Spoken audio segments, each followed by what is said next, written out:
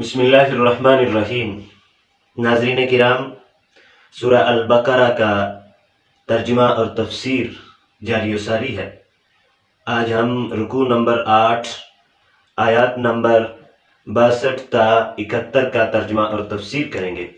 ان آیات میں اللہ جل شانہ نے بنی اسرائیل کی عہد شکنی اور حکم الہی پر عمل کرنے میں ٹال مٹول اور ہیلے بہانے کا تذکرہ اور بیان فرمایا ہے۔ بنی اسرائیل ایسی قوم ہے جن کا یہ نظریہ اور زوم تھا کہ جنت کے حقدار صرف اور صرف ہم ہی ہیں۔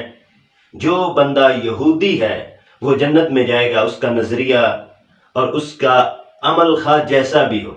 اللہ جل شانہ نے ان کے اس نظریے کی تردید فرمائی اور ساتھ دو ایسے واقعات بیان کیے کہ جس دین کی یہ بات کرتے ہیں اس وقت جب ان میں نبی موجود تھے ان کا دین کے ساتھ رویہ کیسا تھا۔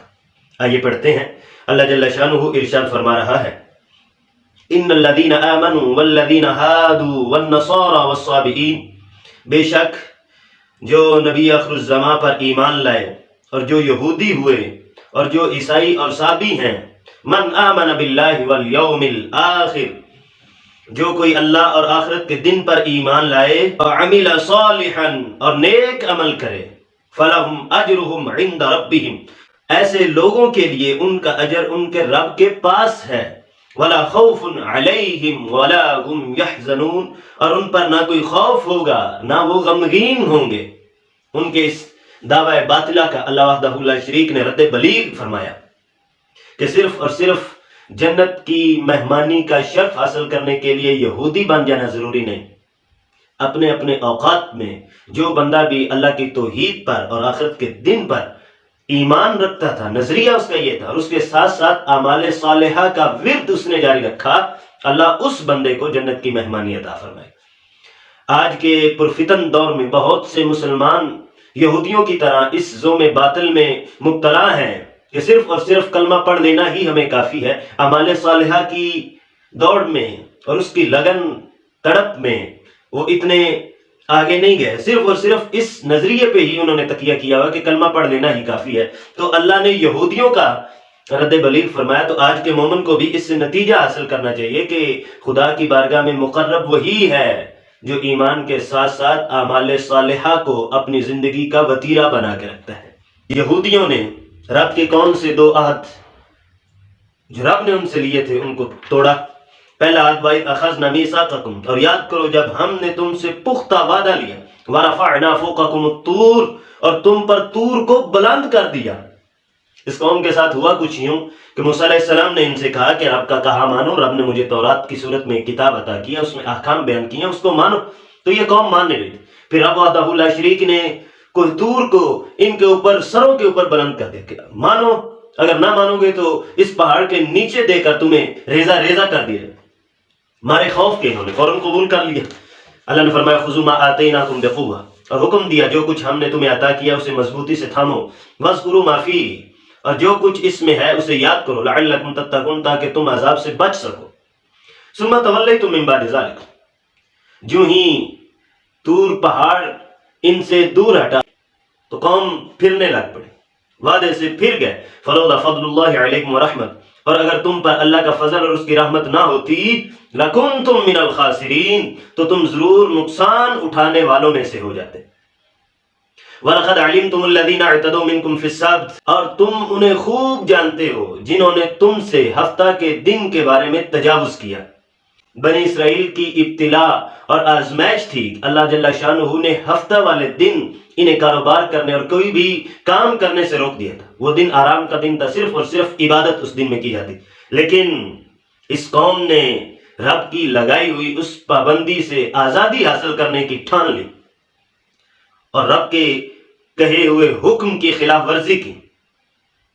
آج کے زمانے کی زبان بولوں تو نام نہاد مومنین کو لبرل بن جانے کا شوق تھا کہ ہم ایسی حدود و قیود جو شریعت نے ہم پہ لاگو کی ہیں ہم اس کو نہیں مانتے۔ تو اپنے وقت میں وہ لبرل بننے کے شوق میں اور اس زوم میں جب مبتلا ہوئے، فَقُلْنَا لَهُمْ كُونُوا قِرَدَةً خَاسِئِينَ، تو ہم نے انہیں کہہ دیا کہ ذلیل بندر بن جاؤ. فَجَعَلْنَاهَا نَكَالًا لِمَا بَيْنَ يَدَيْهَا، تو ہم نے اس واقعے کو ان کے لیے عبرت بنا دیا جو اس وقت موجود تھے. لوگوں نے اپنے سر کی آنکھوں سے دیکھا جو رب کے حکم کو نہ ماننے والے تھے، رب نے ان کو بندر کی صورت میں بنا دیا. وما خلفہ، اور جو بعد میں آنے والے تھے، وَمَوْعِظَةً لِّلْمُتَّقِينَ، اور اسے پرہیزگاروں کے لیے نصیحت بنا دیا. وَإِذْ قَالَ مُوسَىٰ لِقَوْمِهِ، اور یاد کرو جب موسیٰ علیہ السلام نے اپنی قوم سے فرمایا إِنَّ اللَّهَ يَأْمُرُكُمْ أَن تَذْبَحُوا بَقَرَةً، بے شک اللہ تمہیں حکم دیتا ہے کہ تم ایک گائے ذبح کرو. بنی اسرائیل میں ایک قتل ہوا جس کا قاتل معلوم نہ ہو سکا، تو انہوں نے موسیٰ علیہ السلام سے کہا کہ آپ اللہ سے دعا کیجئے کہ ہمیں اس قاتل کا پتہ معلوم ہو جائے. اللہ نے رہنمائی کی کہ ایسا اپنی قوم کو حکم دیں کہ وہ ایک گائے کو ذبح کرے. جب موسیٰ علیہ السلام نے یہ کہا کہ اللہ تمہیں گائے کے ذبح کرنے کا حکم دے رہا ہے، قالوا اتتخذنا ہزوا، وہ بولے کیا آپ ہم سے مذاق کرتے ہیں؟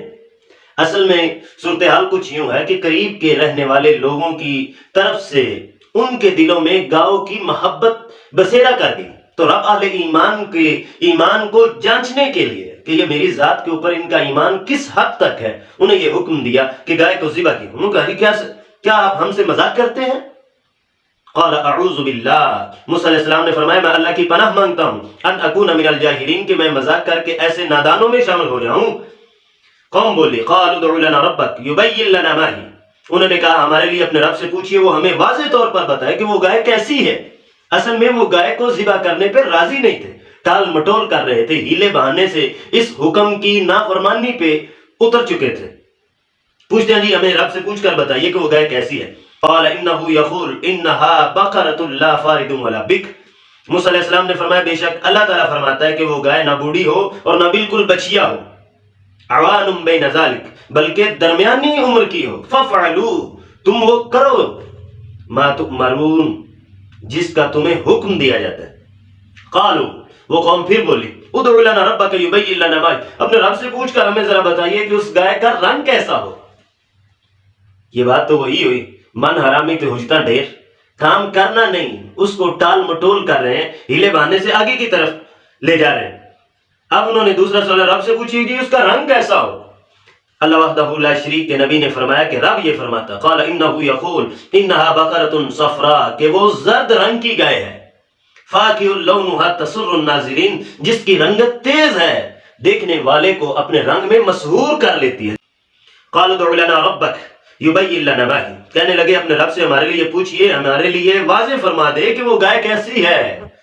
اب رنگ کا بھی پتہ چل گیا، عمر کا بھی پتہ چل گیا. پھر پوچھ رہے ہیں ان البقرۃ تشابہ علینا، وہ گائے ہم پہ مشتبہ ہو گئی ہے.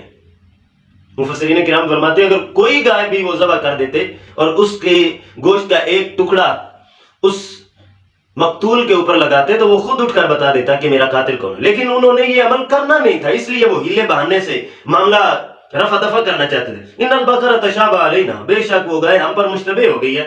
وَإِنَّا إِن شَاءَ اللَّهُ لَمُهْتَدُونَ، اگر اللہ نے چاہا تو ہم اسے ضرور ڈھونڈ لیں گے. کام جب نہ کرنے کی نیت ہو تو انشاءاللہ کا لفظ یہ یہودیوں کی روش ہے. آج کا بندہ مومن بھی ایسے ہے، جو کام اس نے نہ کرنا ہوگا انشاءاللہ ہو جائے گا، تو یہ یہودیوں کا عمل ہے.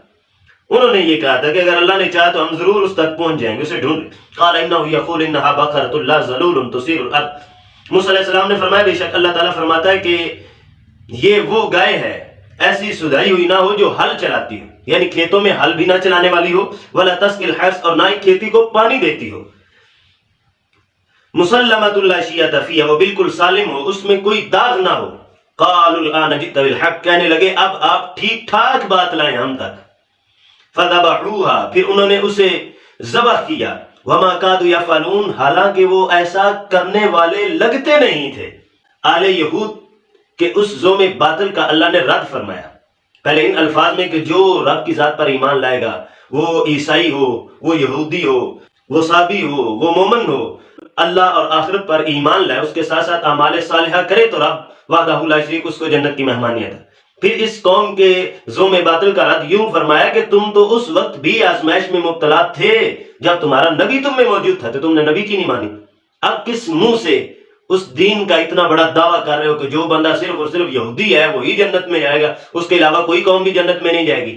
اللہ مالک و مولا نے ان کے اس ظلم کا رد فرمایا. مالک و مولا کی بارگاہ میں دعا کرتے ہیں اللہ مالک و مولا اپنے حبیب کا صدقہ ہم کو قرآن کا فہم عطا فرمائے، آمین ثم آمین۔